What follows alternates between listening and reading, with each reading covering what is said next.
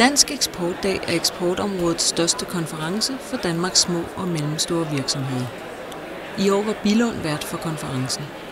170 virksomhedsrepræsentanter var mødt frem for at diskutere, hvordan de får succes på eksportmarkederne. Handels- og investeringsminister Pia Olsen Dyhr var også til stede ved konferencen, hvor hun holdt tale for forsamlingen.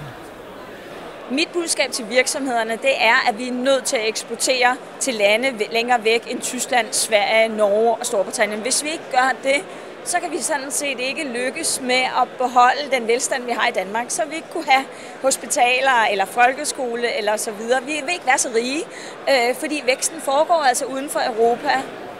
Senere havde virksomhedsrepræsentanterne mulighed for at tale med de mange rådgivere inden for hvert eksportområde. En af de ting, som jeg får ud af at komme her, det er selvfølgelig at møde nogle andre mennesker, som står med nogle udfordringer, der minder om dem, jeg har. Det vil sige den her netværksdel, hvor man kan få lov til at bruge andre menneskers erfaring. Altså, der er jo muligheder i det, og det er rigtig, rigtig fint at kan snakke med alle de her repræsentanter fra Eksportrådet, fordi man kan jo se, at man har en hjælpende hånd på de forskellige markeder, hvis det er, at man har brug for det. Jeg har fået rigtig positiv feedback, så jeg tror, det kommer noget godt ud af det. Et af de nye initiativer, vi satser på, det er det, der hedder strategiske salgsalliancer, hvor vi prøver at få både store virksomheder til at gå sammen med de mellemstore og de små.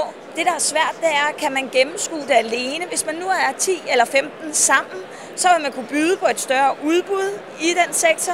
Desuden så vil man også måske stå lidt på ryggen af nogen, der har været vant til at eksportere til det land, og det vil så gøre det nemmere at nedbryde den barriere.